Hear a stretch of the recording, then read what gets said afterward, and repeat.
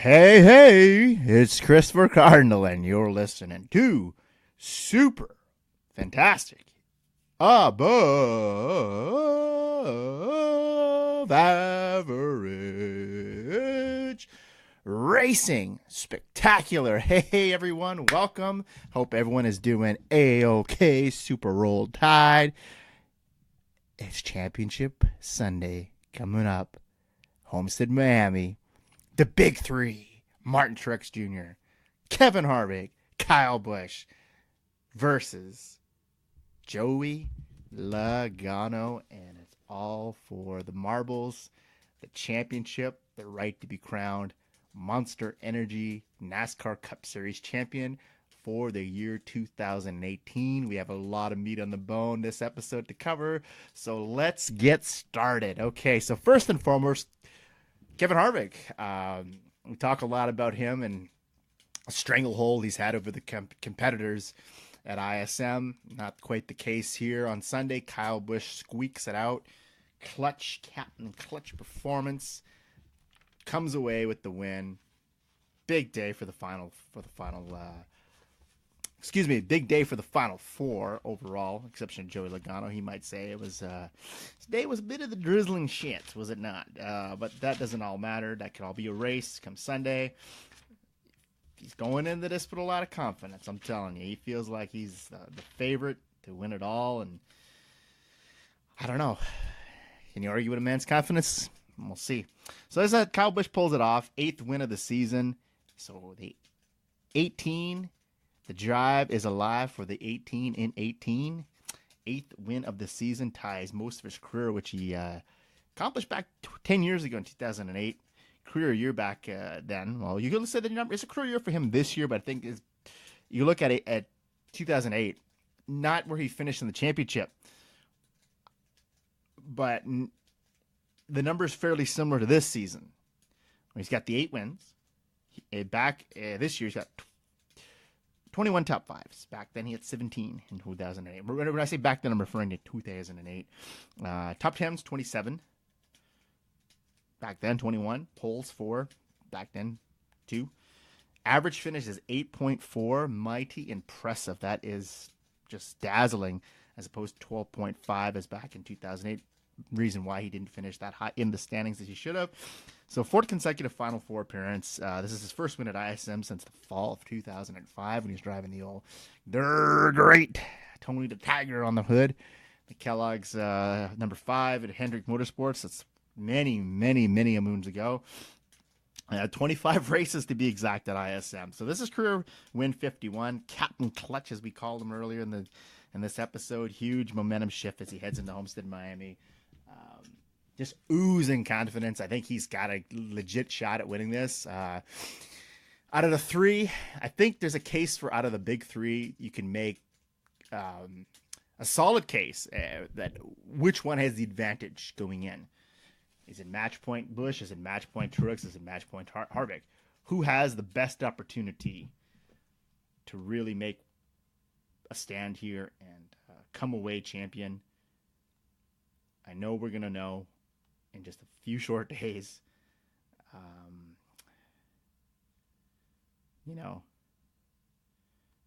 There's a lot to be said here for Kyle Busch and this win. And well, you look at this for Busch. He leads 117 of the 312 laps, so he pretty much was on a mission to take this checkered flag. He's been the best driver. We're going to look at playoffs in a moment here, head to head between the 3 guys that I think clearly fair. And it's not to cast out Joey Logano here. I think Joey Logano is every bit a chance of an opportunity to walk away champion, but it just doesn't seem like out of those 3 guys that are left that the staying power is there. He has enough. He's the underdog out of these 3. If you're going to go over and under, you're going spread. If this is other playoff atmosphere, it's going in as the underdog. So the big 3, all gunning for title number 2, cementing their legacies. We'll talk about that later. One driver, 2 Hall of Famers, I think, are in this field and this of the Final Four. And the most, I think, intriguing or loaded, I guess you could call it, for lack of a better term, Final Four we've had in a few years. So 35 races this season for Busch, 8 wins. We already talked about that, so we're not going to get into this. But the playoffs, he's got 2 wins, 4 top 5, 6 top 10s, and it's just that 4 consecutive Final Four appearance. Homestead Miami, he's got 1 win that came back in 2005 where he won the title. 2 top 5 finishes in the last 3 Homestead races. 13 career starts at Homestead. Not the most dazzling numbers out of the big 3. He's got 1 win, the 3 top 5, 6 top 10s, an average finish of 18.5, opposed to Harvick, who often we talk a lot about Harvick just owning ISM. Well, for lack of a better term, he's owned Homestead in the last couple of years too. You go into this final race. This is the tail of the tape. I guess I was going to save this for a little bit later in the show, but I guess we'll go through it now. Harvick in 35 races this year, very similar numbers to Kyle Busch. 8 wins. They got that tied. 22 top 5s, 28 top 10s, 4 poles, average finish of 9.0. Just a little behind him. He's ahead of him in the top, as far one ahead in the top 5 department. Top 10s. He's 1 above Kyle. So very similar numbers. This playoff, he's got 1 win, 3 top 5, 6 top 10s. Again, Kyle, they're tied for the top 10s. Kyle's got 1 more top 5. He's got 1 more win. Very evenly matched. This is his fourth Final Four appearance in 5 seasons. This is Harvick, pronouns pal. Homestead record at Miami, 1 win. As we said, 4 consecutive top 5 finishes Homestead, all with Stewart-Haas Racing, and in 17 career starts, 1 win, 9 top 5s, 15 top 10 finishes, and an average finish of 6.8. Very, very capable numbers. Knows how to get around Homestead. Seems to own this place, man. I think, for lack of a better term, I know we talked a lot about ISM and the credentials of a driver of a Kevin Harvick, a magnitude of his stature in any racetrack. Kyle Busch, too. The capability, as we talk about, is there. Anytime you've got Kyle Busch or Kevin Harvick, and let's put Truex Jr. in that category, but I think Truex Jr. is just a tick behind them. They can win this thing on any time. And I know I hate the any given Sunday analogy. We talk about that in the NFL, and it's where the analogy derived from, but it's true. Even in NASCAR, at any time, any competitor has a fighting shot. And I think these 3 individuals have just, I think they flipped the script, man. And this is fun to watch. I know some people don't like it, and that's a fair assessment. You don't have to like what's going on here. It's become a bit stale, I'll admit. Yeah, the same guys win week in, week out, week in, week out. That can become mighty stale. Absolutely. But is it not that exciting? Isn't that a super fantastic, above average racing spectacular the whole 2018 season? I think so. My goodness. Martin Truex Jr. So 35 races for Truex, 4 wins, a little bit behind. The numbers are a bit behind, but top 5 department 19, pretty well on par with, tick behind again with Busch and Harvick. 20 top 10s, 4 poles, fast race cars, an average finish of 11.0. So clearly, out of the 3, statistically, Busch is top seed, followed by Harvick, then Truex, and then you put Logano in that category. But in the playoffs, he hasn't won a race. He hasn't won a race since Kentucky. Maybe saving the best for last. Who knows? 4 top 5s, 5 top 10s in the playoffs. 3rd Final Four appearance in 4 years. 1 win at Homestead, Miami last year, holding off Kyle Busch, the 18. 13 starts at Homestead, 1 win, 4 top 5s, 8 top 10s. Not a bad average finish of 11.5. So he's only next to Harvick in that department. Actually, Kyle, who's coming in here full steam ahead, has the worst average finish at Homestead of the 3. Joey Logano. So he's the underdog. Let's talk what it is. He is the underdog in this Final Four. 35 races, only 2 wins, so he's a tick behind these guys. 12 top 5, so doesn't have quite the top 5s in that department either. Top 10s, he's got 25, though. He's right up there. He's actually got more than Truex, 2 less than Busch, and a little less than Harvick here. So it's got 3 less than Harvick here. One pole, average finish of 10.9. That's very good numbers. You looked at those numbers. They're better than Truex. They're just a tick behind Kyle at 8.4. And with Kevin Harvick, 9.0.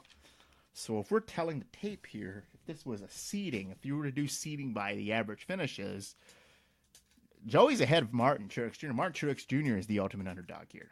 But in the playoffs, he's got the 1 win, 5 top 5s. More than any. He's got more top 5s in this playoff than any of the other 3, the big 3. Top 10s, he's got 7. Again, more than Busch, more than Truex, more than Harvick.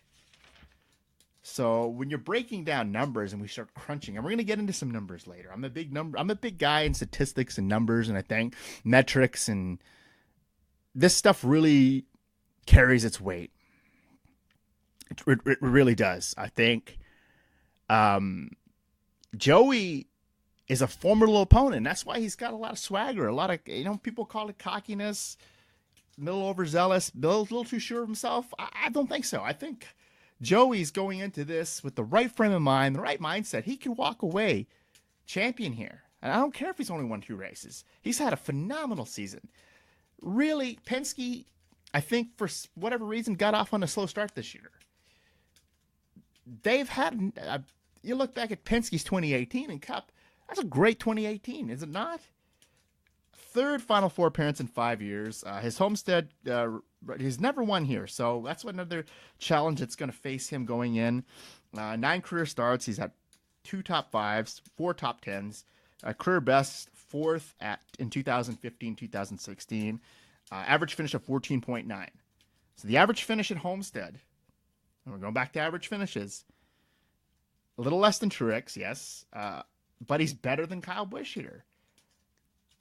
So again, I think what's so intriguing about this championship battle is that each one of these 4 drivers has one dimension of credentials that is a little bit superior than the other. And that's where here, if you're saying who's a favorite, who's the underdog, it's hard to really categorize who is a legitimate underdog here, legitimate favorite here. That's when you start saying, well, advantage who?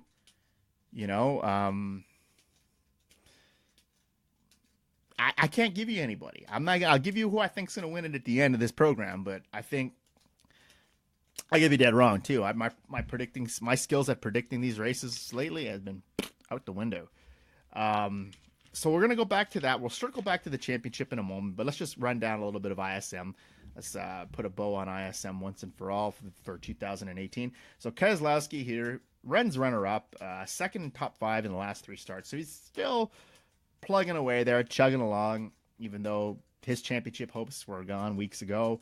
Had the lead in the final restart, loses it out there to Kyle Busch. So he's aiming for his 6 top 10 points finish in the last 8 years. Mighty impressive for Brad Keselowski, the 2012 champion. So his playoff run, pretty good playoff for him. In 9 races, 1 win, 3 top 5s, 5 top 10s. Inconsistency really trumped this team in the summer. They went on a hot streak, as we know, toward the tail end of the summer, into the fall. Ran off those 3 races. Looked like a legit title contender, which he was. Let's not take that away from Brad Keselowski. He was a legit title contender going into the playoffs. Just whatever, little inconsistent. And he put it out there. He took gambles at the Roval. He took gambles at Talladega. Just didn't quite measure up in the end. And I still think if you're going to grade Brad Keselowski's 2018, if this is his report card, I don't know what he's going to do in the last race. But I'll give him a solid B. I think he rallied when he did. He was very inconsistent for part of the year. Got hot real quick. Never really gave up. I know it was heartbreaking. You could see he was choked up in his post-race interview at Kansas. He really felt like this team and him and Paul Wolfe have been together for a long time. We're really hitting their stride. 2018 is a success for Brad Keselowski and the Miller Lite team. He's established himself as a potential Hall of Famer. He's got that one championship away, I think, from guaranteeing himself. Whether if he wins the Daytona 500, the Coke 600, you win. We talked about those crown jewel races, so he's got two of those. He did two of them in consecutive weeks. He needs two more. How are we not talking about him? And his story is so incredible. And we noticed we're not going to get into Dale Jr. discovering him, putting him in the Xfinity car. We're not going to get into any of that.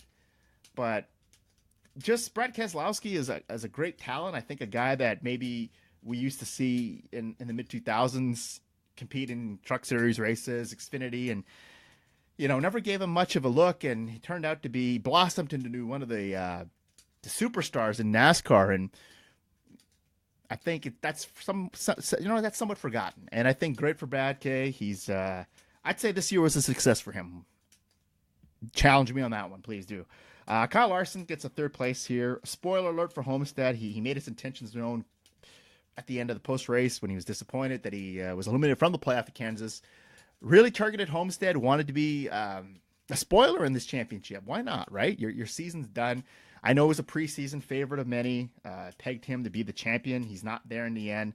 I think 2018 can be considered a bit of a letdown. I'm not saying it's a total bust because you're going to go into the numbers here again. And we talked about Kyle Larson's numbers a lot.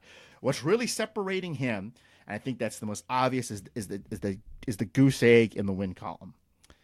Because his 2017 numbers, let's break them down. We know he's got no wins in 18. He wins this thing at Homestead. It's like a bandage on it stops the profuse bleeding, does it not? But in a sense, are we looking at, is this going to save the season? I don't care if he wins or not. I think Kyle Larson this season did the best he could. Ganassi's equipment, just for whatever reason, they had fast cars, they couldn't close. So this is not on Ganassi. Let's not throw Ganassi under the bus here. I know Jamie McMurray's got a second place at the Roval. He's had some pretty decent runs considering this is an off year for him. He's slowing down. But I'm not saying this is a waste for Larson. 2017 numbers, nearly identical to 18. Let's look at 17. 4 wins, 15 top 5s, 20 top 10s, 3 poles, average finish of 13.3. Let's fast forward to 18. He doesn't have the win. That's what's really standing out to most folks, right? 12 top 5s, 19 top 10s, 3 poles, still putting down good laps. His average finish is better, 12.5. So whatever he does in his last race, whether he wins this thing, collects a top 5, whatever he can do, he puts himself in that position that he could go, that average finish can change, right? He can improve that average finish. So if we're going by average finishes, and that's what we look, we go by the numbers, analytics. Is this a better season? His playoff, 0 wins. But here, let's look at his playoff. Through 9 races, 4 top 5s, 5 top 10s. He's got more top 5s than Brad Keselowski in the playoffs. Equal amount of top 10s. So your championships, 4. Look at their playoff. He's got more top 5s than Mr. Kevin Harvick. He's got the same amount of top 5s as Kyle Busch, Martin Truex, 1 less than Joey Logano, who's in the title fight. He's got the same amount of top 5s as Truex, 2 less than Logano, 1 less than Kyle Busch. You get a couple wins in there. Kyle Larson's in this championship battle going into Homestead, Miami. It's called for what it is, folks. It's not as bad as it seems, right? Eric Almirola, 4th place run. And I feel like Eric Almirola, to me, if you're handing out hardware for most improved driver, just a driver who's sees the day, who's really coming to his own, it's Eric Almirola all day, man, all day. How could you not say that? Fourth place finish here. Valiant effort, last-ditch effort at the title. All-or-nothing approach. Comes up short. 2018 just elevates him from mid-pack driver to potential superstar, or at least star. And that's what the Furniture Row did. We talk a lot about Truex Jr. as a middle-of-the-pack guy, maybe in danger of just becoming one of those guys that could have had a lot of potential but never quite flourished or blossomed into that star we thought he could be. This is what happened to Almirola. Exceptional playoff, 1 win, 3 top 5s, 6 top 10s. Just pretty solid stuff, and I think Eric Almirola, I'm most improved driver. I think he shows what he could do in good equipment. At times has looked like one of the best next to Harvick. I know it's hard to trump Harvick or look better than Harvick at any capacity, but in this case, a lot better than Harvick, man. At some races, he's outrun Harvick. Look at Loudon. He was the best car there. Had a really good car at Richmond. Looked pretty sensational here. Super run for him. Just not enough time, not enough positioning in the points to transfer. Tough break. Harvick, so 5th place run for him. That infraction in Texas that thought were to cripple him, put him out of the playoff hunt. Non-existent. Makes the Final Four. Cream of the crop. The cream will always rise to the top, folks, and that's what Kevin Harvick is. He leads 73 laps from the pole at ISM. I know he's expected to win there every time he's there, but I think Harvick is sitting in good position going into Homestead, and we're going to talk more about that in a minute. More about the numbers. Jamie McMurray, 6th place run. Good run for Jamie Mack. I mean, his best finish since his runner-up at the Roval in September. Could be his final races, into his final few races for Ganassi here. I think he may do the 500 from what I'm hearing. 2019 is up in the air for him. Great career. I mean, I think if this is the end of Jamie McMurray as a full-time NASCAR Cup Series driver, tremendous talent, I think. Never quite reached the potential, the heights that maybe we thought he would reach. In any case, still Jamie Mack, I think what he did, and we're going to look back at Jamie Mack, and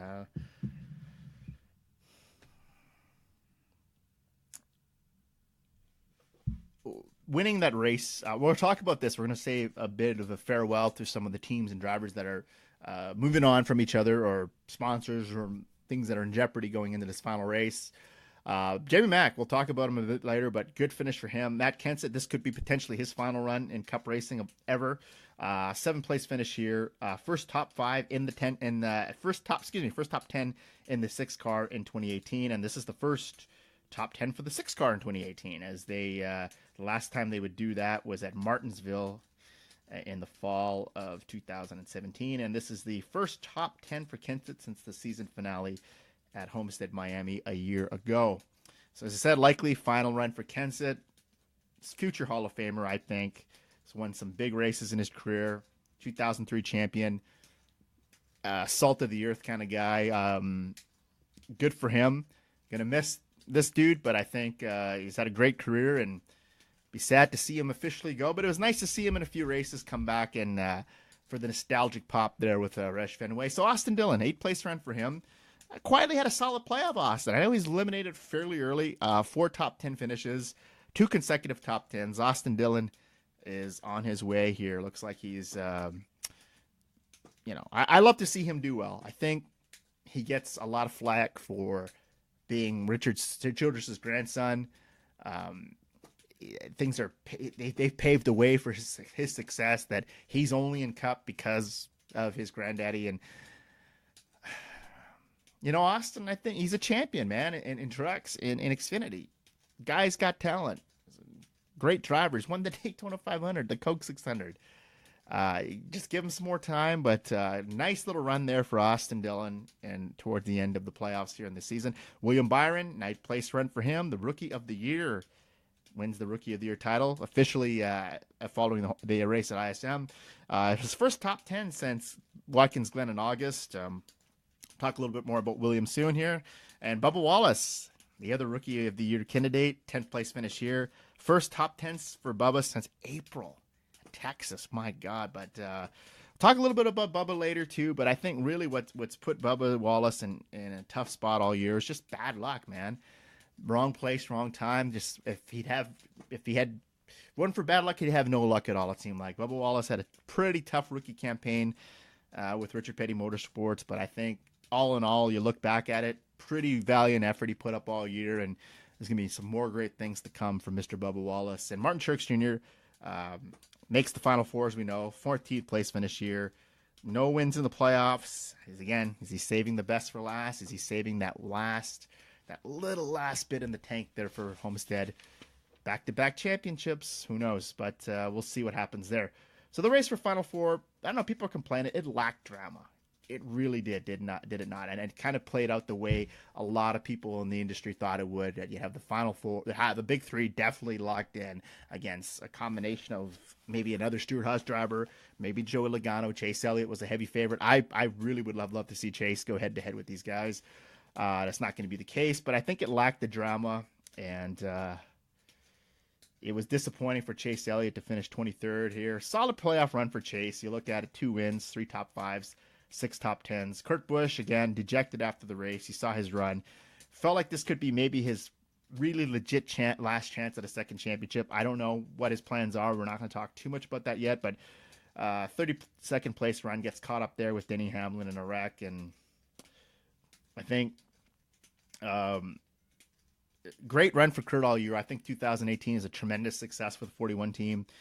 In the playoffs, he's got 2 top 5s, 4 top 10s, and Clint Bowyer, 35th place, crashes out. 2 top 5s, 3 top 10s, and just think about Talladega, the runner-up finish, what could have been for Clint, but Clint's championship hopes go up in smoke at ISM, and so that is what weeds the other candidates out. Bad luck, just not enough time. The other competitors maybe just put up too many stage wins, too many points throughout the year. Stage wins. I'm not a big proponent of the stages. I think it adds that other element to the playoff, but I think I've never been really sold on the stages, and that was a real way to set the barometer for how good a driver is or what they can do during the run of a race. But we'll have to wait and see for that, won't we? But I think honestly, you talk about lacking drama. It does. Let's call for what it is. This is disappointing. I would love to see more variety in that Final Four. I know for some of the true diehard fans of this sport, this is the Final Four you want to see. You want to see the best of the best battle it out. But that surprise element, I think that's what this playoff was designed to do. At times it has delivered, and there's times where things just will play out as they should, right? Forces of nature, the universe will unfold as it should, and in this case, this is the Final Four, and I guess we're gonna have to live with it. But in any case, one of the drivers of the Final Four, man, they're taking home the hardware for the second time in their career. That's mighty impressive. Logano, if he has his way, he has his say. That ain't gonna happen, right? So here we are, the foursome that is comprised of, as I said, Penske, Gibbs, Fernando Truex, and Stewart-Haas. They have a driver in here, 22 victories in 35 races here. That's just good numbers here. So here we'll look at this, break this down. So by the numbers, so we have 1 title for Kyle Busch, and he's got 1 win at Homestead in the championship 4 here. 3 top 5 finishes that he's posted. So we're not going to get too much into what we're going to get into here, but stage wins for him, 7.6 stage wins, 7.6 average finish during the season. We talk a lot about this, and just had a phenomenal playoff. He wants to be in that multiple champion club. I think that's 3 drivers could be there. And if you get yourself into that, that's what you're putting yourself up there with. Richard Petty, prestigious elite status. Richard Petty, 7. Dale Earnhardt, 7. Jimmy Johnson. Jeff Gordon's got 4. Darrell Waltrip, 3. Cale Yarborough, 3. David Pearson, 3. Lee Petty, 3. Tony Stewart, 3. Some big names. Terry Labonte, Ned Jarrett, Joe Weatherly, Tim Flock, Herb Thomas. Multiple champions. Truex Jr., Harvick, Kyle Busch could put themselves in that position. Buck Baker, another one. 2 championships. That's just mighty impressive stuff. So a career year for Kyle Busch. Let's call it for what it is. Can he execute? Can he win this championship? Cap it off. Put the icing. Put the cherry on the chocolate fudge sundae, and pull it off. And I don't know. He's a heavy favorite, man. I think he's got streaky there in the summer. I think that's what put him in position here. And we're going to have to wait and see to what happens Sunday. But if they can win this is the 5th championship for Joe Gibbs Racing collectively as a group. And We all know Joe Gibbs' credentials and the accolades he's accomplished as his head coach in the NFL with the Redskins. Super Bowl titles in 83, 88, and 92. And Bobby Labonte winning the championship for him in 2000. Tony Stewart in 2002, 2005. Kyle Busch in 2015. And the Xfinity title. Kyle Busch in 9, 16. Daniel Suarez. And just got to see this here unfold. But I think Joe Gibbs Racing went from humble beginnings, I think, when they started out with Dale Jarrett and winning Daytona 500s. But here we are. Let's see what happens with Kyle Busch. And so Kevin Harvick, interesting storylines for him. Stewart-Haas is gunning for their third championship in 9 years. You know, Tony won it himself in 11. We had Kevin in 2014. Big storyline here is that Tony Gibson's on the pit box for him. You know, the infractions at Texas. Ronnie Childers suspended for the remainder of the season. Tony Gibson has been around a long time. Has worked with Stewart-Haas Racing, Ryan Newman. Worked with Kurt Busch. So he has the experience. That's the guy you want on the pit box for you. But I think the interesting storyline here is the chemistry. Harvick hasn't worked with Tony Gibson all year. So is that a disadvantage for him? I'm going to say probably not. I mean, you have the two veterans of the sport. Tony Gibson's been in championship battles. Longtime Stewart-Haas Racing employee. Harvick. Not much is going to change here. I think this is a storyline that some of the marks want to say, well, this is going to be a disadvantage for Kevin Harvick. I don't think so. I think in theory it is, but I'm going to say it's not. I think this is got a good chance to do this here. Joey Logano. So we're going to look at Joey here. This could be a breakthrough for him. Cash in on championship. Take home the hardware. Again, seen as somewhat of an underdog into this. Had a really strong playoff. Penske could win the championship here. Join his teammate Brad Keselowski. And he was a champion in 2012, so that'd be two championships for Roger Penske in NASCAR. To me, I still think Logano's got a long way to go to catch some of the numbers that Busch and Harvick have put out, even to that point. He's very on par with Truex. His Truex sort of was blossomed later in his career, but Logano is not done winning championships. Is trying to solidify his place, I think, in history. And I think that Penske, as we say, we know they have 174 NASCAR wins, 175 poles, Daytona 500 IndyCar wins, 17 Indianapolis 500s. Penske, man, they've done it all in motorsports, not just in NASCAR, but across the board. You know, it's a very prestigious name, and I still think anytime Roger Penske or has any driver in a championship battle, you'd have to consider them a favorite, I think. And in this case, Logano is going in with an underdog mentality, but I think is a legitimate chance to walk away champion here. Martin Truex Jr. So the defending champion, trying to go back-to-back. First time since Johnson, last driver to go back-to-back. 9 and 10. It's a good parting gift, is it not, for Furniture Row? Furniture Row going out as champions. They've really built quite the elite team here, and I think Martin Truex Jr. Again, is he saving himself for the end of the race here? And you know, a lot of great drivers, Regan Smith, Kurt Busch, really I think was a catalyst in raising the stock of Furniture Row when he drove for them briefly. And Martin Truex Jr., man, just took the ball and he ran all the way down the field with it. So Kyle Busch, we'll look at Busch here, and 9 wins in a championship season. What that would mean for him should he win at Homestead? Since only 2000, has a driver had more than 8 wins in a season. And this isn't Carl Edwards at 9 in 2008, came up short in the title to Johnson, and Johnson at 10 in 2007. And those are the 2 of those championships were won by Johnson, as we know. And a win here for Kyle Busch, just elevated. That would exceed last year. Martin Truex Jr., who won 8 races in the championship. So I think Kyle Busch is one of those drivers where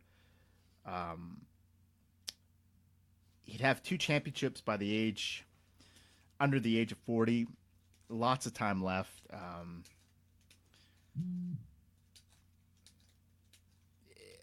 I know he's not the favorite. He plays the role of the heel really well. A lot of people don't like to see him succeed and do well, but I think when you have to put your feelings aside, he's an extraordinary talent. I think that deserves to win, and I think I'm going to say he becomes the champion for the second time on Sunday. I'm going with him. I just can't see how things don't work out for him, you know? I'm looking at this as prime opportunity. So why he wins this, I think he's just had a great playoff. He's mentally ready for this. He's learned a lot from last year where he was maybe just 1 or 2 laps away from actually passing Martin Truex Jr. and taking that. He got held up by Logano for too many laps near the end last year. That forced him to change his approach to the race game plan. And it's funny, ironically, Joey Logano is in the thick of this again. Why he won't win this, I think if Homestead, he hasn't been the fastest car ever at Homestead. His record is not the most dazzling, but I think in it all, I think he's going to do this. And here's what Busch said prior to this week. He says, just a matter of being able to go out there and race your own race and do what you can with what you've got and have the opportunity to be able to be leading the race essentially on the last lap. That's approximately what it boils down to. And anything can happen in between. And we've seen it in the last few years, kind of how crazy things can get. So, well, it's a good analogy, Kyle, but he's absolutely right. If he's there like he was last year, he was just maybe 1 lap away, 2 laps away. He is hot on the heels of Truex Jr. And, you know, the bump and run, is that where you would crucify someone if they were, let's say, let's just go back in time. Let's go back in the way back a bit. Last year, if he's on the bumper of Mr. Truex on the last lap, if he bumps him, you know, it's a draw a lot of controversy, but again, how close can you get? How many championships? As much as Kyle Busch wins and as great as he is, you just never know. And this could be his last opportunity. You don't know that as a driver. This could be my last opportunity at winning a championship. You just never know, right? So Logano, why he'll win the title. I think before the wreckage at ISM, he's putting out top 5 finishes. He just had a lot of confidence. He led 100 laps at Kansas, 54 at Texas. Intermediate tracks, very similar here to Homestead. Why he won't do it, I think the 2 races that he won, I know intermediate tracks is what he's really good at, but he needs to have the speed, I think. And I don't think he's going to have quite the speed of Kyle Busch this weekend, or even a Truex or Kevin Harvick. But I think you have to just throw it all. I think if you're Penske, you throw everything you got throw it against the wall. If it sticks, you got spaghetti dinner. You're the champion. Why he won't win this, I think the restrictor plate win and the short track win, he's missing that intermediate win, I think. And I think that could be ultimately what will cost him the championship. But let's just see what Logano had to say going into this. He said, there's really nothing to get depressed about. He's speaking of his crash ISM. We're just staying confident and keeping our heads high because I still feel like we got a shot at winning this championship when we get to Miami. This doesn't affect anything. So I'll tell you. But as a driver, if you're in that mindset, you got to stay accident-free. You got to run your own race. Like Kyle said, run your own race. If you're there at the end, go just lay it all out and you go for it. You try to pick up that victory, right? And at Homestead here, for Truex Jr., why he will win, defending champion, has to try to channel some of that 2017 fairy tale ending. Wouldn't that be great, as I said? Team on the way out financially, has some financial issues this year.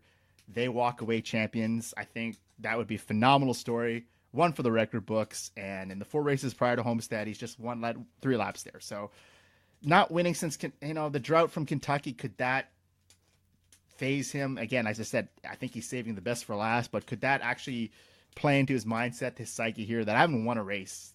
I don't know if this team's forgotten to win. But if this goes down where he's not the winner, he doesn't win this championship, and the last race they win was at Kentucky, just lacks that fairy tale ending, I think, that a lot of people are crossing their fingers for Truex and from Truex. But here's what Truex has to say. He says, all we can do is prepare the best we can do. The same thing we've done down there before. It's just try our best. It's all you can do at the end of the day. I hate that term, but anyway, we've got a great team. It's been amazing ride together, and hopefully we can get down there this week and make our owners proud and just live up to our potential.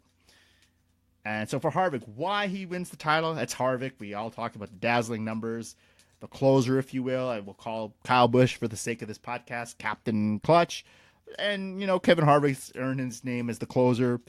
Seems to somehow can be irrelevant in a race, nowhere to be seen. And then all of a sudden, here he is in the thick of it. Fast race cars. He leads 484 laps. It's more than any other driver this year. Has led more than he's led 1,932 laps, led in 484 more than any other driver this year. That's what I meant to say. Thank you. He's one of the best in the business, and I think even with an interim crew chief, I don't think that's going to be an issue. Why this team will not win, he's just going to have issues.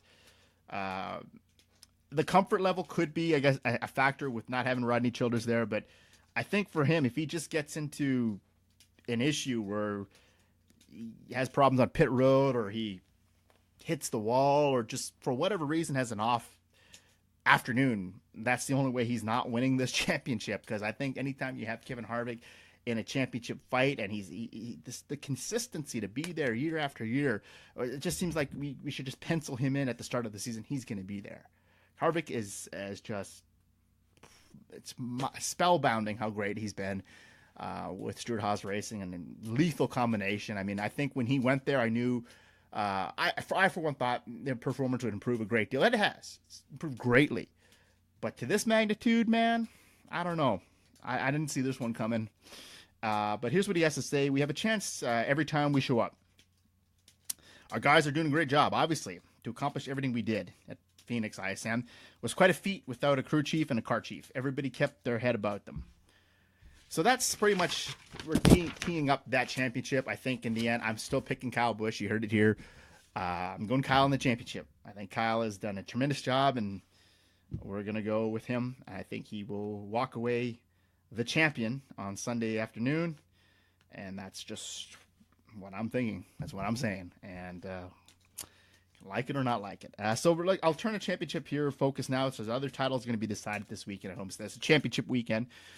Xfinity, Christopher Bell wins ISM, gets himself in there. He's won 7 races as a rookie. JGR, Joe Gibbs here, has a chance to be dual champions again.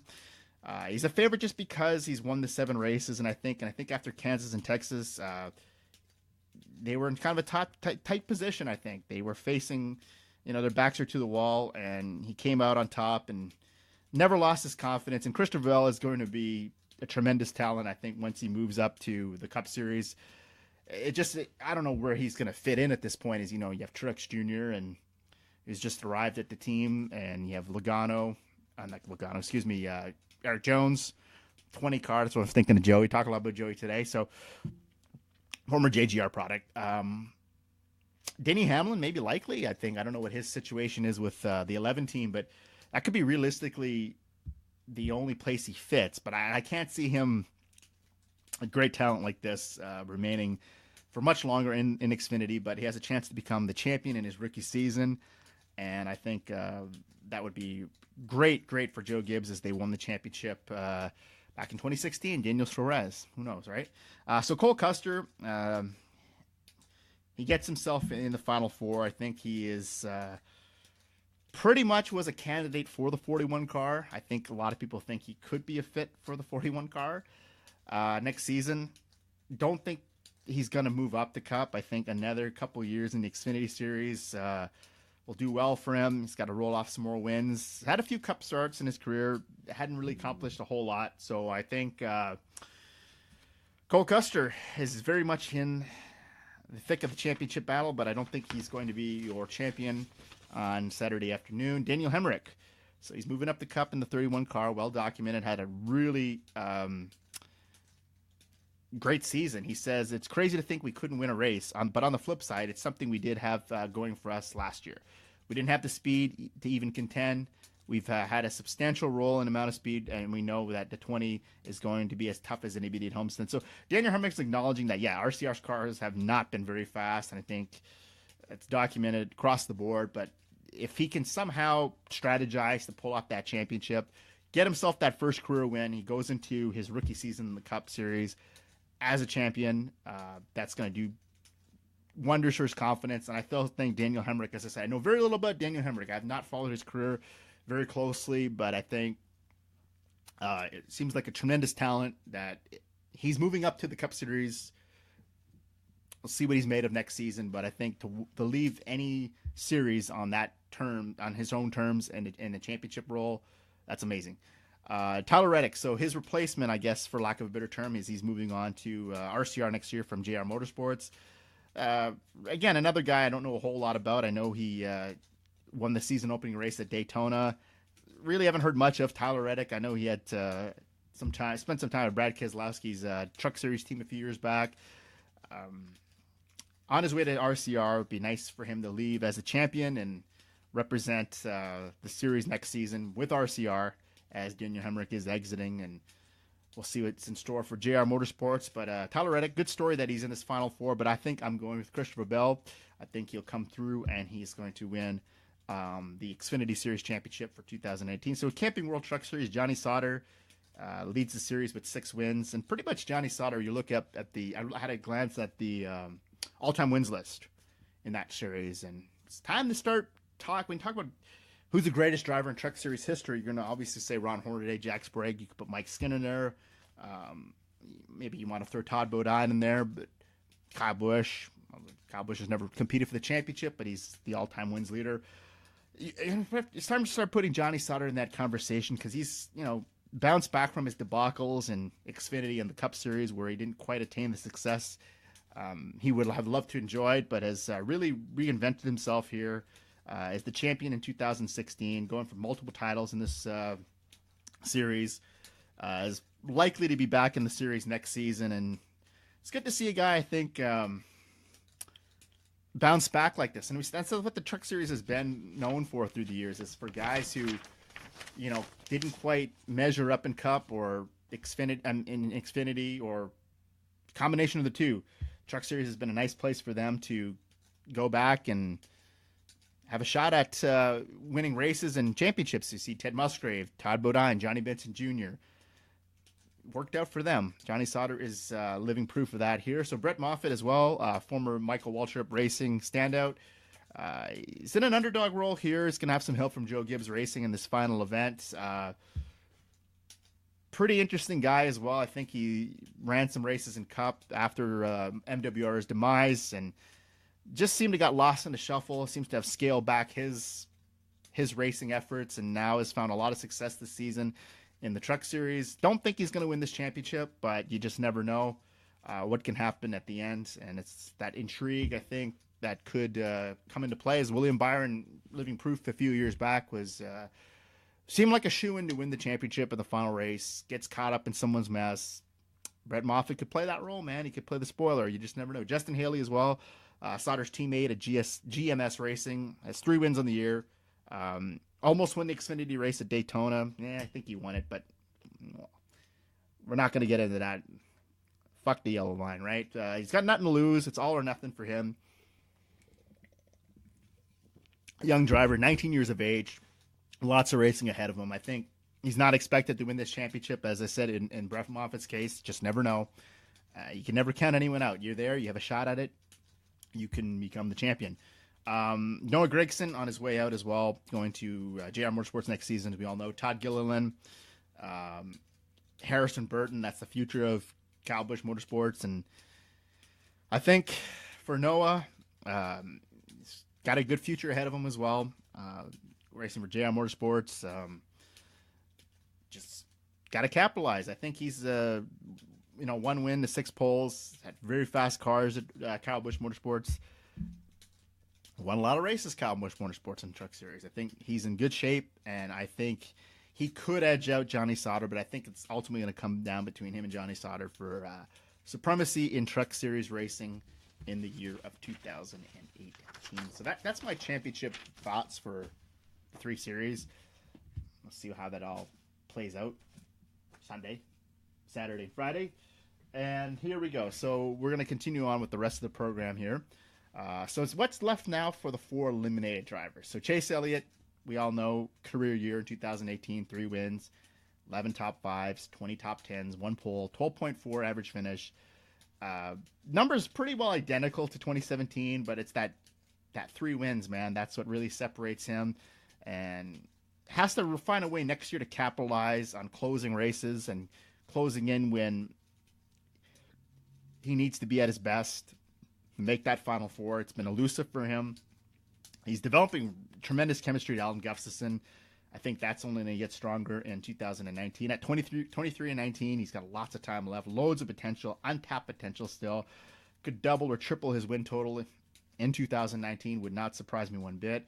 It's pretty much now the face of Hendrick Motorsports, as you have Bowman and Byron, who are pretty well still developing. They're in the early stages of their career in the Cup Series, although Bowman's been around a while, but in top-notch tier equipment. That's what I'm trying to say. Bowman's going to get better. Bowman's going to win races. So is Byron.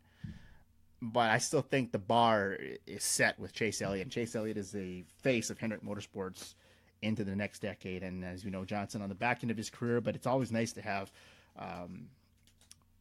leadership and mentorship from a 7-time champion at your disposal. So Kurt Busch here, future uncertain for the veteran driver. I've had tremendous respect for Kurt over the last few years. He's really excelled, I think, with Stewart-Haas Racing. It indicated that at ISM that he has no plans set in stone, but it is expected he may be with Ganassi. Made the playoffs, the clutch win here to make the playoffs at Bristol. That was amazing in itself. And he's had a really great 5 seasons here with Stewart-Haas. He's won six wins, made the playoffs in all 5 seasons. It was in the thick of the title fight right to the end. And that shows the grit of a true veteran and a champion. And this is a vital season for him. If he goes over to Ganassi, which he's expected to do in 2019, jolt in the armor for Ganassi. Him and Kyle Larson together would be a colossal combination.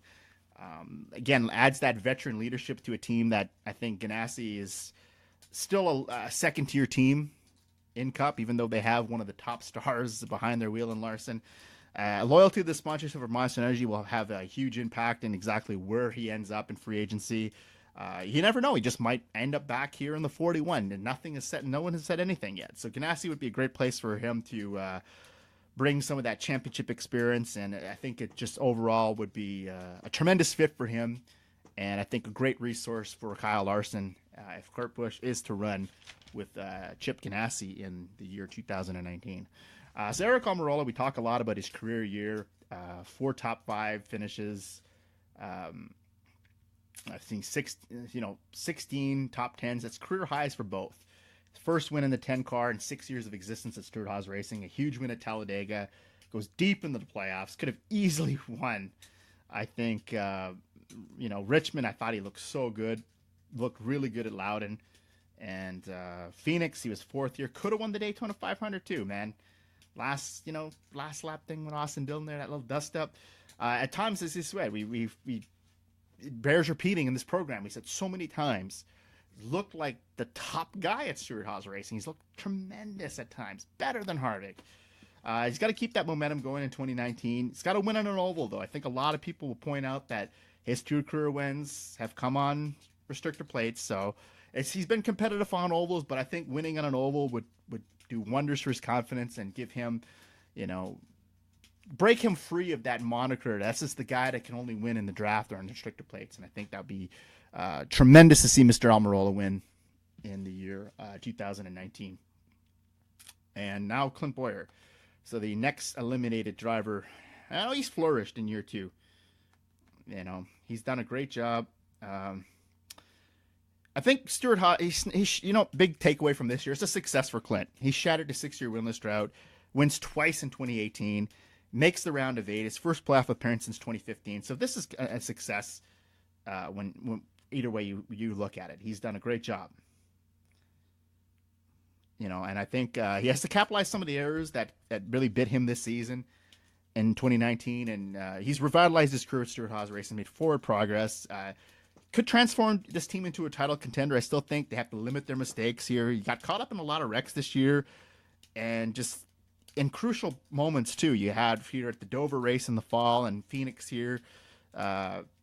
that could have been the difference between qualifying for the Final Four or not. And he has the ability, like I said, to be the number 2 driver here. As you know, if Daniel Suarez does come into the fold, it's a transition for him.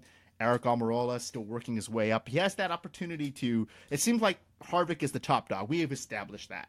But who is the number 2 guy at Stewart-Haas Racing? He has that ability. Salt of the earth kind of guy, can get streaky when he needs to. A huge Clint Bowyer fan. I always admire Clint's tenacity and always seems to handle defeat like a pro, like a champion. And I think Clint Bowyer, he's got to do a lot of great things at Stewart-Haas Racing. This is just, to me, the beginning. And I was skeptical, as I said. I think, was he the right hire at the time for the 14 car? I thought they should have went, in a direction of a younger driver, but it's turning out that, he's done tremendously here. And I think Clint Bowyer is a great driver and will continue to improve overall with Stewart-Haas. So now we're going to turn our attention to the Rookie of the Year, William Byron, Hendrick Motorsports. We'll just, the win total for him, it's a bit of a transition for him. He does win the Rookie of the Year. That's a huge win. The 4th time a Hendrick Motorsports driver has won the Rookie of the Year. Jeff Gordon in 93, Kyle Busch in 2005, and most recently Chase Elliott in 16. And out of those 3, the number 24 has won 3 times. 4th Rookie of the Year for Byron. His 4th Rookie of the Year title as he's won the Xfinity Rookie of the Year in 17, Trucks in 16, and K&N East in 15. His best finish of the year was 6th at Pocono in July, and 4 top 10 finishes in his rookie season. 23rd in the standings, and he's 21 years old, the 2017 Xfinity Series champion. Lots to look forward to next season as he's going to be paired up with Chad Knaus, one of the greatest crew chiefs of all time in NASCAR history at the Cup level. Just a lot for him. It's going to elevate his stock. I think William Byron is one of those generational talents that we talk a lot about. It seems to succeed in every series he's ever competed in. Meteoric rise to the top. I think that's why he's here, and that's why he walked away with the Rookie of the Year title. Tremendous upside. I mean, I really like Bubba Wallace. I think I'm a huge Bubba Wallace mark, but I think in the end, William Byron, well-deserved Rookie of the Year. Congratulations to him, and expect really big things out of him.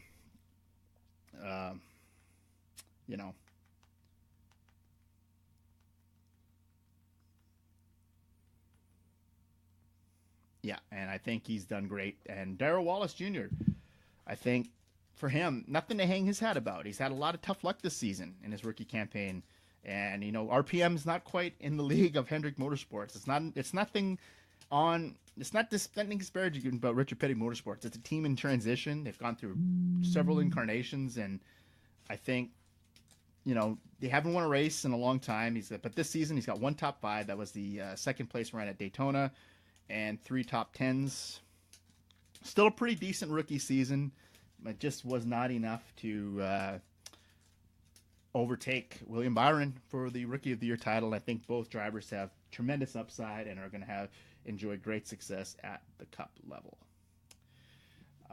So now, Jeffrey Earnhardt. So some other news here. He joins Joe Gibbs Racing for 9 races in the Xfinity Series next year. He's got sponsors from Extreme Concepts Inc. He's been on the car with him a few times, and that will commence he'll drive the 18 car at the 2019 Daytona 500, the Mooresville, North Carolina native. This is his first real, even though it's an Xfinity, his real full taste of the big time, I think, and top tier equipment. He's, the grandson of Dale Earnhardt Sr., son of Kerry, Dale's eldest son.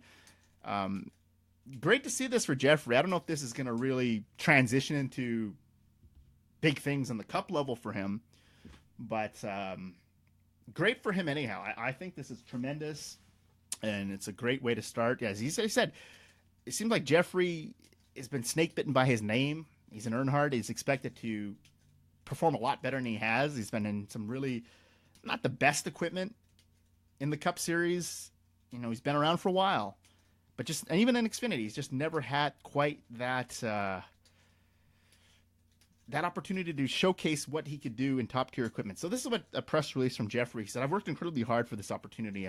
I've got to thank Extreme Concepts for making it happen. The grandson of 7-time Cup Series champion Dale Earnhardt. You see the level of expertise Joe Gibbs Racing has and the caliber of the equipment they bring to the racetrack every week. As a driver, it's exactly where you want to be. It's the best opportunity I've had in my career, and I plan to make the most of it. Extreme Concept is backing Earnhardt's endeavor with the Birmingham, Alabama-based company showcasing the brand on the 18 Toyota, most notably IK9, a comprehensive canine solution provider for detection and service dogs, along with professional handler education. This is where the statement from them, he says that we believe motorsports is an incredibly strong platform to highlight many service Extreme Concepts can provide. And we also believe in Jeffrey Earnhardt, says Landon Ash, founder of Extreme Concepts. I know firsthand, just having the opportunity to show what you can do is all you need to find success. And that's the key here. Like I said, I don't know what this will spawn into or this will become. Does this lead to some starts with JGR and Cup? Probably not. As I said, the roster is fairly loaded at this point. But I mean, it could turn into something for the Xfinity series. It could turn into a full-time gig for him. And I think, the Cup series may not be for everyone. This could be tremendous here for Jeffrey. And I feel like I've seen articles where he's got shit on a lot, and I've seen people say he feels like he's being bullied on the track sometime by some of the other drivers, and the Roval was an example. That wasn't his fucking fault, man. Look at this shit. It's racing, for fuck's sakes. And I think I'm sorry to get hot here, but it's just I'm tired of people really burning on this guy. He's got a famous last name. Continuously, people burn this guy, tear this guy up. Can't help what your last name is. I know Kerry didn't have dazzling numbers. Dale Jr. himself, I mean, aside from being a really popular guy and, people just adore Dale Jr., and I can see why. Tremendous class act. But again, Dale Jr., I don't think we're ever going to look at Dale Jr. and say back, and was he one of the best drivers in NASCAR history? He was not. Dad was, not him. But, I mean, this is great. I just hope that this really works out for him and that he can do a lot of great things here. So here, as he said, he's made 151 starts across the NASCAR Cup Series, Xfinity, and Camping World Truck Series, but none with an organization of the depth and resources of JGR. And he's taken the same path that Ryan Preece has now. And you have, he took a step back, was in some really not the best equipment, and worked his way through. And I think this is a tremendous opportunity for Jeffrey Earnhardt. I think a lot of drivers are doing that now. They're taking the step backwards to try to get themselves to a top-tier position in a Cup or Xfinity with a team like a JGR, Stewart-Haas, or even, Hendrick, who knows? Just the top-tier teams, RCR.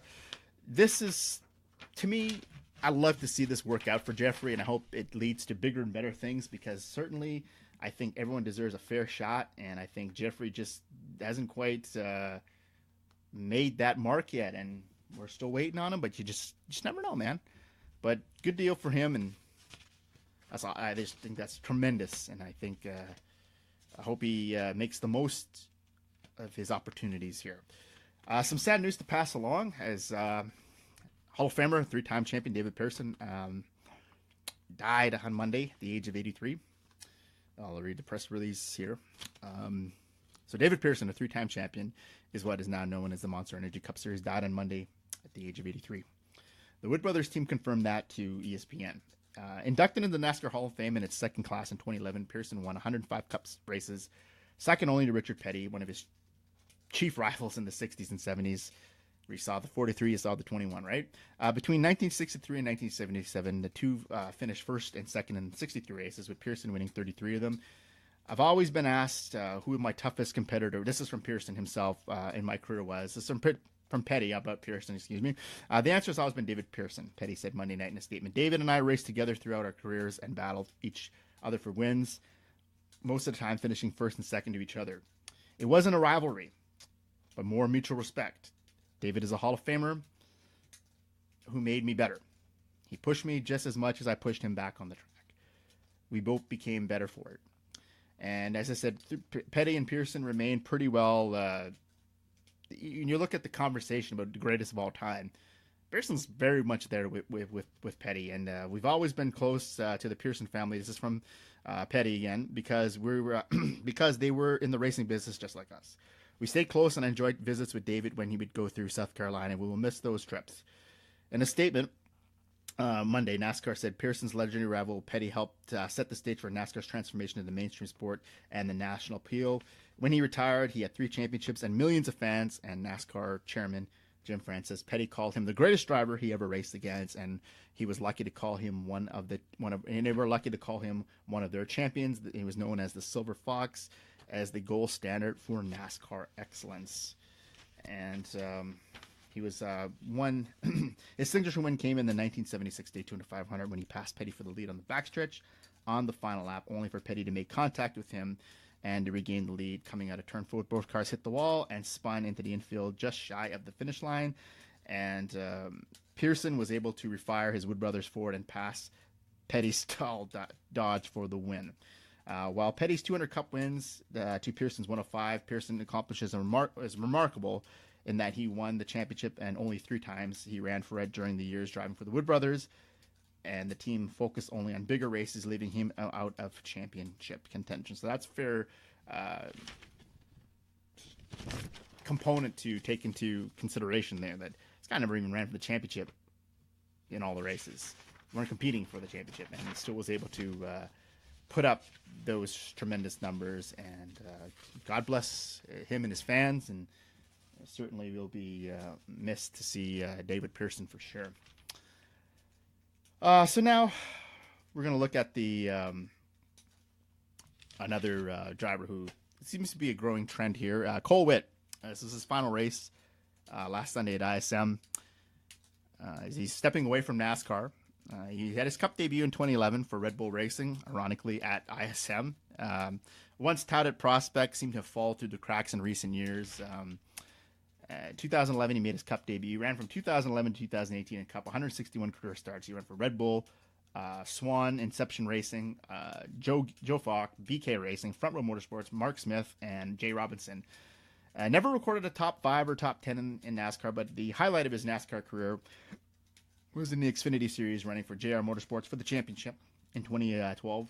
We were 7th in the standings. He had 4 top 5s and 14 top 10s. Like I said, a trend that's becoming quite prevalent lately, that a lot of drivers are taking a step back from NASCAR and just enjoying themselves off the track and doing other ventures. And, you know, Cole Witt, who knows what could have been from him. He's had some pretty good runs and looked pretty decent at times, but for whatever reason, never quite reached that superstar status. And so we'll see what happens to Mr. Cole Witt in the future. But anyway, it was fun to see him on the track when he wasn't, you know, he's had some pretty good runs. I remember there was a run he had years back where, you know, when he was running for JR Motorsports in that Xfinity Series, very much was in contention for a lot of wins there. So now we have here the final races for some drivers and teams coming up on Sunday. So we all know about Furniture and Truex. They have, you know, this combination elevated not only Truex Jr. from mid-pack guy to bona fide star. Furniture became an elite team in the process here. They made the Final Four 3 times, won the title in 2011. 17 career wins for Truex. Top 5s, he's got 55 of them in that time. 90 top 10 finishes and 12 poles. Could add to that on Sunday, but going into this race, that's what he has. Kurt Busch and Stewart-Haas could be their final event together. 2014 to 2018. 6 wins, 37 top 5s, 89 top 10s, 11 poles. He broke his 2-year winless drought back in Martinsville in the spring of 2014 with Stewart-Haas in his first season with them. Made the playoffs each year for Stewart-Haas Racing, carrying the Monster Energy and Haas Animation colors. And for Kurt Busch, I think we don't know what the future holds for him. He still could be back in this car next year. I think nothing has been made official yet, but all signs seem to indicate that he will not be part of Stewart-Haas Racing in 2019.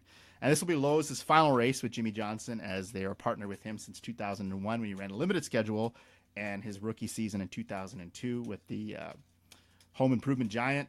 They are leaving the sport. They've been in the sport for many years, even before sponsoring Jimmy Johnson with Brett Bodine and Mike Skinner, just to name a few, with the RCR 31. And it's really sad for Mr. Jimmy Johnson. You know, I think this was a combination that's been together for a hell of a long time. Tremendous. And it'd be nice to see him pull that win out. Would it not? That would be his, you know, curtain call. Be great. Not going to happen probably, but who knows what will happen for them, and they get some great backing from Ally Financial next year. So Jimmy Johnson, sentimental favorite, I think we'll call him for Sunday's race, but we never know. RCR Ryan Newman, they're ending their tenure together, 2014 also to 20. Seems to be a trend here, 2014 to 2018. Made the Final Four in his first appearance with RCR 31 team. Was second in the standings. I think was one freaking lap away, man, from taking that championship from Harvick. He's had one win, 19 top fives, 63 top tens, no poles, 3 playoff appearances in his time with RCR. He had that pit strategy gamble there in 2017, the spring race at ISM. His top 5 streak, he's recorded a top 5 since each season since 2002. Is serious jeopardy this Sunday. Hopefully that, come on, Ryan. I'm rooting for you, buddy. Keep that streak alive. But he's going to go on to Rush Fenway Racing next year, finishing his time up with RCR, and good for him. Daniel Suarez, this is his final race in the 19 car. The 2016 champion will replace Carl Edwards in 17 as he abruptly retired. In his time with JGR, he had no wins, 4 top 5s, 21 top 10s, 1 pole, and a career best finish, a runner-up finish at Pocono in July of 18. Promising young star on his way out. Could be on his way to Stewart-Haas Racing. I mean, if that does happen, I'm all for that. Be great to see him win some races there and really catapult himself to that next stratosphere. And tremendous talent. I'm really rooting for him, and I hope that he does great things in that car. I'm a huge fan of Daniel Suarez, and if he gets that opportunity, we'll see what he's really made of. And also for Jeremy McMurray, final race could be the Daytona 500 in 2019 for Ganassi, as he's offered him at least a ride for the Daytona 500. Beyond that, his future seems kind of uncertain. This could be a second to last race with Ganassi from 2010 to 28. This is his second stint, so with the team as he raced for them at the start of his career, had that little run with Roush Fenway. 2010 to 2018, 4 wins, 33 top 5s, 88 top 10s, and 8 poles. Made the playoffs 3 times consecutively, mind you, from 15, 16 to 17. This could be, like I said, his final races in NASCAR, but he's won some of the big races, the Daytona 500, the Brickyard in 2010. Highlight of his career, I thought, was when he won his first Cup start in his second race ever at Charlotte in the fall of 2002, subbing for Sterling Marlin.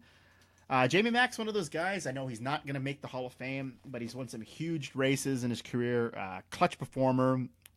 Seemed to be an all-around great guy, very liked by his peers, and it's going to be sad to see him maybe not at a full-time capacity anymore in the Cup Series, but that's just how way things work. And Jamie Mack has had a great career, and we wish him all the best if this is indeed one of his final starts in the Cup Series. A.J. Allmendinger and JT Doherty, their relationship's coming to an end Sunday as well. 2013 to 2018 for them. 1 win, 6 top 5s, 28 top 10s, 2 poles, 1 playoff appearance in the year 2014. Could be his final race in NASCAR. As we don't know what AJ is up to in 2019, hasn't made any plans official. Could potentially come back for some road course races in Xfinity or the Cup Series. We could see him surface in the IndyCar Series. I think his background in kart lends itself to that. And I thought, as I said it so many times, if kart had not dissolved, AJ Allmendinger would be making a case of one of the greatest kart drivers of all time.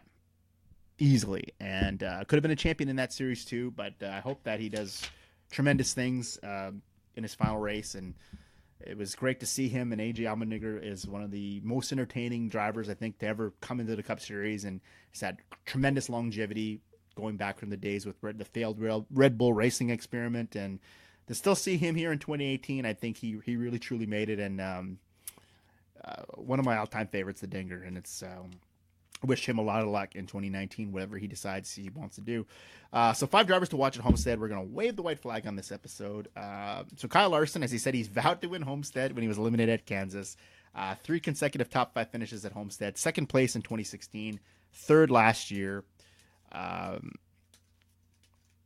He's led a lot of laps there. 132 and 16, 145 and 17. Kyle Larson could be the ultimate spoiler, could break that streak that's been set in 2014 that the champion has won the final race. Serious jeopardy. Kyle Larson, I think he's going to be driver that could spoil the party for maybe one of those title contenders on Sunday. Matt Kenseth, 2007 winner. He's got 5 consecutive top 10s at Homestead. Second place in 2013. Could be his final race in Cup. He had a 7th place finish at ISM last week that could carry some momentum. Was 8th here last year at Homestead. I think Kenseth, anytime he's in a position to still run well and run up front, you got to look at him as a potential favorite, and it would be a nice way for him to finish his career in Cup Series on top as a winner.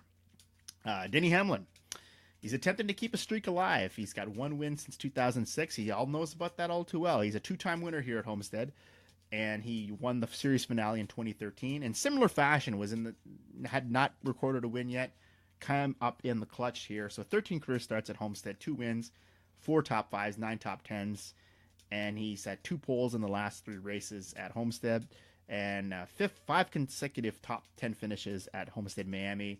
Denny Hamlin is going to be highly contested with Jimmy Johnson for keeping their streaks alive, as I think Denny has the advantage over Jimmy here, as Denny's been running extremely well lately.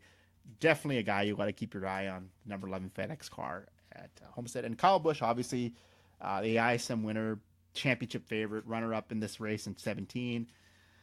Could add to his legacy, winning title number 2. And, of course, Kevin Harvick, same thing, going for that legacy, title number 2. 4 consecutive top 5s at Homestead, and the 2014 winner. 2 drivers of that big 3 that I think are going to make some noise and have a shot. I'm picking Kyle Busch to win the championship. But race winner, I think I'm going to go Kyle Larson. I think he's going to be good on his promise. He's going to win the finale here and be the tale of 2 Kyles. One will be the race winner, one will be the champion.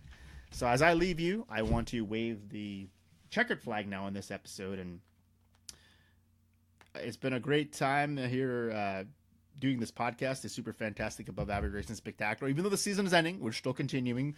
We've got a great lineup of episodes coming your way in the next several months, and we will see you back at Daytona in February to cover some of the topics. As I said, through the weeks, we're going to go through some news items.